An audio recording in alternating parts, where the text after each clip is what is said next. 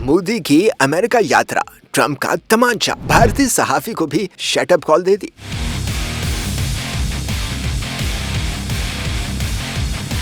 Trump के अमेरिकी सदर का ओहदा संभालने के बाद भारतीय वज़ीर-ए-आज़म नरेंद्र मोदी आओ भगत करने पहुंचे, लेकिन इस बार मोदी का दौरा जग हंसाई बन गया। एक तरफ मुआहिदा किया तो दूसरी तरफ भारत में सरमायाकारी के लिए नाम भी कर दी। पहले फ्रांसीसी सदर ने मोदी को भरी महफिल में जलील किया, अब ट्रंप के हाथों बेइज्जती सहना पड़ गई।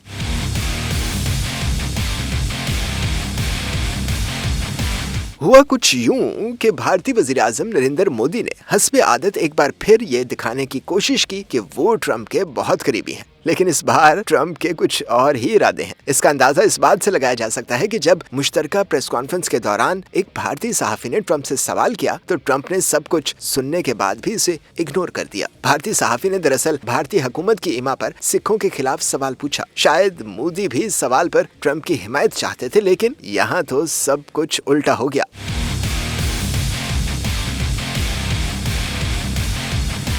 सहाफी ने मुश्किल से ही अंग्रेजी में सवाल मुकम्मल किया, जिसे ट्रंप ने सुनकर दोबारा ऊंची आवाज में सवाल करने को कहा। हॉल में बैठे दीगर सहाफियों के चेहरे के तासुरात भी बदल गए, क्योंकि वो सब समझ चुके थे कि ट्रंप भारतीय सहाफी का जवाब देना ही नहीं चाहते। लेकिन सहाफी ने ऊंची आवाज में सवाल किया तो ट्रंप ने फौरी तौर पर टोककर कहा कि उन्हें बिल्कुल समझ नहीं आ रहा कि आप क्या कह रहे हैं। ट्रंप ने फौरी दूसरे सहाफी को सवाल करने का कह दिया।